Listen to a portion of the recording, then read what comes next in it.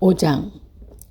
그러므로 우리는 믿음으로 의롭다 하심을 받았으므로 우리 주 예수 그리스도로 말미암아 하나님과 더불어 평화를 누리고 있습니다. 우리는 또한 그리스도로 말미암아 지금 서 있는 이 은혜의 자리에 나오게 되었으며 하나님의 영광에 이르게 될 소망을 품고 사랑합니다. 그뿐 아니라 우리는 환난을 자랑합니다. 우리가 알기로 환난은 인내력을 낳고 인내력은 단련의 인격을 낳고 단련된 인격은 희망을 낳는 줄 알고 있기 때문입니다. 이 희망은 우리를 실망시키지 않습니다. 하나님께서 우리에게 주신 성령을 통하여 그의 사랑을 마음속에 부어주셨기 때문입니다. 우리가 아직 약할 때 그리스도께서는 죄 때에 건강하지 않는 사람을 위하여 죽으셨습니다. 의인을 위해서라도 죽은 사람은 거의 없습니다. 더욱이 선한 사람을 위해서라도 감히 죽은 사람은 드뭅니다. 그러나 우리가 아직 죄인되었을 때 그리스도께서 우리를 위하여 죽으셨습니다. 그리하여 하나님께서 우리들에 대한 자기의 사랑을 실증하셨습니다. 그러므로 지금 우리가 그리스도의 피로 의롭게 되었으니 그로 말미암아 하나님의 진노에서 구원을 얻으리라는 것은 더욱 확실합니다. 우리가 하나님의 원수일 때도 하나님 아들의 죽으심으로 말미암아 하나님과 화해하게 되었으면 화해한 우리가 하나님의 생명으로 구원을 얻으리라는 것은 더욱더 확실한 일입니다. 그뿐 아니라 우리는 또한 우리 주 예수 그리스도로 말미암아 하나님을 자랑합니다. 우리는 지금 그로 말미암아 하나님과 화해를 하게 될 것입니다. 그러므로 한 사람으로 말미암아 죄가 세상에 들어왔고 또 그로 죄로 말미암아 죽음이 들어온 것 같이 모든 사람이 죄를 지었기 때문에 죽음이 모든 사람에게 이르게 되었습니다. 율법이 있기 전에는 죄가 세상에 있었으나 율법이 없을 때는 죄가 죄로 여기지 않았습니다. 그러나 아담 시대부터 모세 시대에 이르기까지는 아담의 범죄와 같은 죄를 짓지 않는 사람들에게 죽음의 지배를 받았습니다. 아담은 장차 오실 분의 모형이었습니다. 그러나 하나님께서 은혜를 베푸실 때 생긴 일은 아담 한 사람이 범죄했을 때 생긴 일과 같지 않았습니다. 한 사람의 범죄로 많은 사람이 죽었으나 하나님의 은혜와 예수 그리스도의 한 사람의 은혜로 말미암은 선물은 많은 사람에게 더욱더 넘쳐나게 되었습니다. 또한 하나님께서 주시는 선물은 한 사람의 범죄의 결과와 같지 않습니다. 한 범죄에서는 심판이 뒤따라와서 유죄의 판결이 내려졌습니다마는 많은 범죄에서는 은혜가 뒤따라와서 무죄의 선언이 내려졌습니다. 아담 한 사람 범죄 때문에 그 한 사람으로 말미암아 죽음이 막노릇하게 되었다면 넘치는 은혜와 의의 선물을 받은 사람들은 예수 그리스도 한 분으로 말미암아 생명 안에서 왕노릇하게 되리라는 것을 더욱더 확실합니다. 그러니 한 사람의 범죄이기 때문에 우리 모두가 유죄 판결을 받았는데 이제는 한 사람의 의로운 행위 때문에 모든 사람의 의롭다는 인정을 받아서 생명을 얻게 되었습니다. 한 사람이 순종하지 않음으로 말미암아 많은 사람이 죄인으로 판정을 받았는데 이제는 한 사람이 순종함으로 말미암아 많은 사람의 의인으로 판정을 받을 것입니다. 율법은 범죄를 증가시키려고 끼어들어온 것입니다. 그러나 죄가 많은 곳에 은혜가 더욱 넘치게 되었습니다. 그것은 죄가 죽음으로 사랑을 지배한 것 같이 은혜가 의를 통하여 사람을 지배하며 우리 주 예수 그리스도로 말미암아 얻은 영원한 생명에 이르게 하는 것입니다. 6장. 그러면 우리가 무엇이라고 말을 해야 합니까?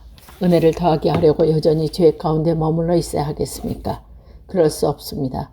우리는 죄에서 죽은 사람인데 어떻게 죄 가운데서 그대로 살 수 있겠습니까?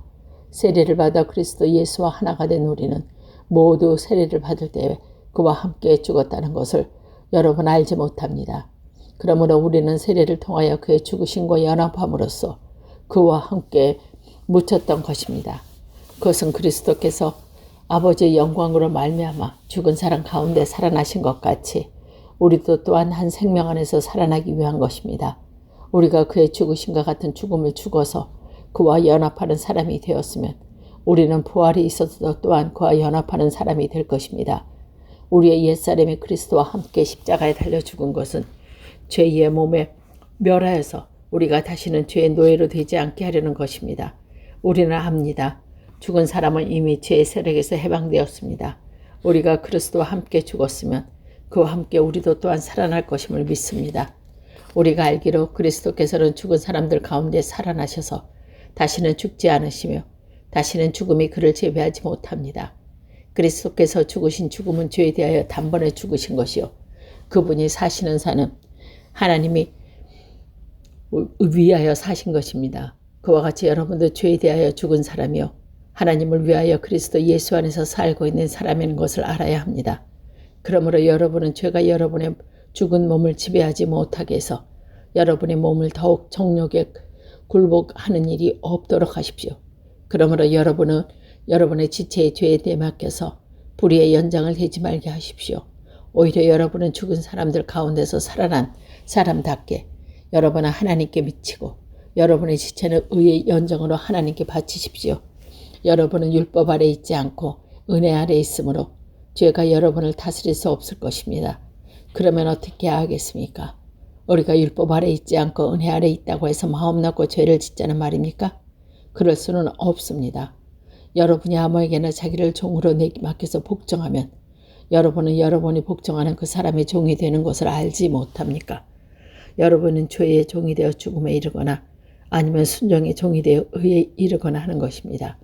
그러나 하나님께 감사하는 것은 여러분이 전에는 죄의 종이었으나 이제 여러분은 전에 받은 교훈의 본이 마음으로 순종함으로써 죄에서 해방을 받아서 의의 종이 된 것입니다.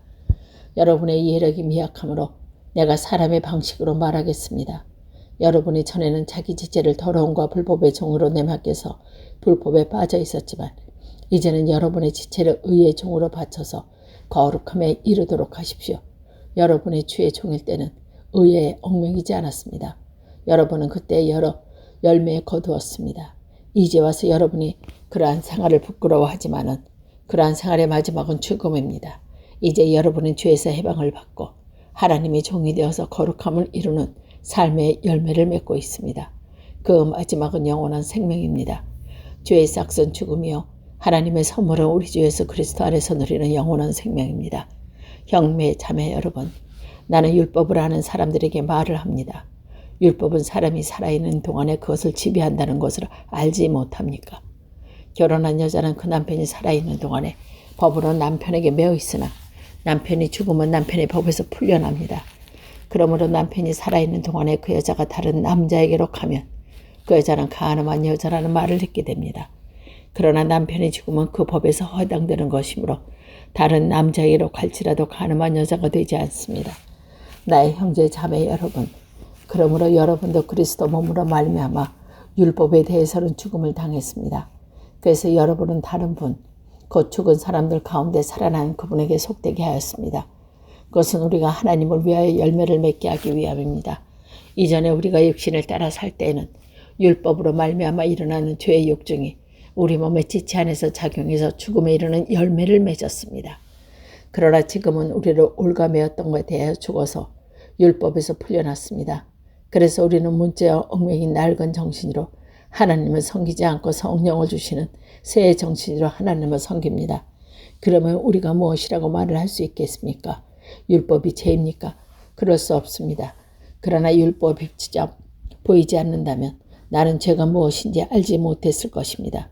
율법에 탐내지 말아라 하지 않는다면 나는 탐심이 무엇인지를 알지 못했을 것입니다. 그러나 죄는 그 계명을 통하여 틈을 나서 내 속에서 온갖 탐욕을 일으켰습니다. 율법이 없으면 죄는 죽은 것입니다. 전에는 율법이 없어 내가 살아있었는데 계명이 들어오니까 죄는 살아나고 나도 죽었습니다. 그래서 나를 생명으로 인도해야 할 그 계명이 도리어 나를 죽음으로 인도하는 것을 드러났습니다. 죄가 그 계명을 통하여 틈을 나서 나를 속이고 또 그 계명으로 나를 죽였습니다. 그러므로 율법을 거룩하게 하며 계명도 거룩하고 의롭게 선한 것입니다. 그러니 그 선한 것이 나에게 죽음을 안겨주었다는 말입니까? 그럴 수 없습니다. 그러나 죄를 죄로 드러나게 하려면 죄가 그 선한 것을 방편이라 하여 나에게 죽음을 일으켰습니다. 그것은 계명을 방편이라 하여 죄를 극도로 죄답게 하려는 것입니다. 우리는 율법이 신령한 것인 줄 압니다. 그러나 나는 욕정의 메인 존재로서 죄 아래 팔린 몸입니다. 나는 내가 하는 일을 도무지 알 수 없습니다. 내가 해야겠다고 생각하는 일을 하지 않고 도리어 해서는 안 되겠다는 생각한 일을 하고 있으니 말입니다. 내가 그런 일을 하면서도 그것을 해서는 안 된다고 생각하는 것은 그 율법이 선하다는 사실에 동의하는 것입니다. 그렇다면 그와 같은 일을 하는 것이 내가 아니라 내 속에 자리 잡고 있는 죄입니다. 나는 내 속에 곧 내 육신 속에 선한 것이 깃들어 있다는 것을 압니다. 나는 선을 행하려는 의지는 있으나 그것을 실행하지는 않으니 말입니까? 나는 내가 선한 일을 하지 않고 도리어 원하지 않는 악한 일을 합니다. 내가 해서는 안 되는 것을 하면 그것을 하는 것이 내가 아니라 내 속에 자리를 잡고 있는 죄입니다. 여기에서 나는 법칙 하나를 발견하였습니다. 곧 나는 선을 행하려고 하는데 그러한 나게 악이 붙어 있는 것입니다. 나는 속사람으로 하나님의 법을 즐거워한다. 나 지체에는 다른 법이 있어서 내 마음과 마음법께 싸워 이기며 내 지체에 있는 죄의 법에서 나를 포로로 만드는 것을 봅니다. 나는 비참한 사람입니다. 누가 이 죽음을 몸에서 나를 건져주겠습니다. 우리 주 예수 그리스도를 통하여 나를 건져주시는 하나님께 감사를 드립니다. 그러니 나 자신의 마음으로는 하나님의 법을 섬기고 육신으로는 죄의 법을 섬기고 있습니다. 8장. 그러므로 그리스도 예수 안에 있는 사람들은 정죄를 받지 않습니다. 그것은 그리스도 예수 안에서 생명을 누리게 하는 성령의 법이 당신을 죄와 죽음의 법에서 해방하여 주었기 때문입니다. 육신으로 말미암아 율법이 미약해져서 해낼 수 없었던 그 일을 하나님께서 해결하셨습니다. 곧 하나님께서는 자기 아들을 죄된 육신을 지닌 모습으로 보내셔서 죄를 없애시려고 그 육신에 다 죄를 선고 내리셨습니다. 그것은 육신에 따라 살지 않고 성령을 따라 사는 우리가 율법이 요구하는 바를 이루시게 하려는 것입니다. 육신을 따라 사는 사람은 육신에 속한 것을 생각하나 성령을 따라 사는 사람은 성령에 속한 것을 생각합니다. 육신에 속한 것을 생각합니다. 육신에 생각하는 것은 죽음입니다. 그러나 성령에 속한 생각은 생명과 평화입니다. 육신에 속한 생각은 하나님께서 품 적대감입니다. 그것은 하나님의 법에 따르지 않으며 또 복종할 수도 없습니다. 육신의 매인 사람은 하나님을 기쁘게 해드릴 수 없습니다. 그러나 하나님의 영이 여러분 안에 살아계시면 여러분은 육신 안에 있지 않고 성령 안에 있습니다. 누구든지 그리스도 영이 없으면 그리스도의 사람이 아닙니다. 또한 그리스도께서 여러분 안에 살아계시면 여러분의 몸은 죄 때문에 죽은 것이지만 영의 때문에 생명을 얻습니다. 예수를 죽은 사람들 가운데 살리신 분은 영이 여러분 안에 살아계시면 그리스도의 죽은 사람들 가운데 살리신 분께서 여러분 안에 계신 자기 영으로 여러분의 죽을 몸도 살리실 것입니다. 그러므로 형제자매 여러분, 우리는 빚을 지고 있는 사람들이지만 육신에 빚을 진 것이 아닙니다. 우리는 육신을 따라 살아야 할 존재가 아닙니다. 여러분의 육신을 따라 살며 죽을 것입니다. 그러나 여러분이 성령으로 몸을 행실을 죽이면 살 것입니다. 하나님이 영으로 인도하심을 받은 사람은 누구나 다 하나님의 자녀입니다. 여러분은 또다시 두려움에 빠뜨리는 종살이에 영을 받은 것이 아니라 자녀로 삼으시는 영을 받습니다. 그래서 우리는 그 영으로 하나님께 아빠, 아버지라고 부릅니다.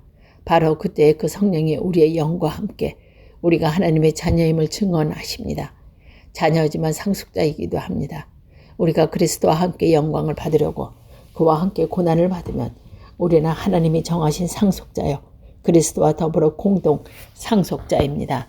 현재 우리가 겪고 있는 고난은 장차 우리에게 나타나 영광을 견주며 아무것도 아니라고 나는 생각합니다.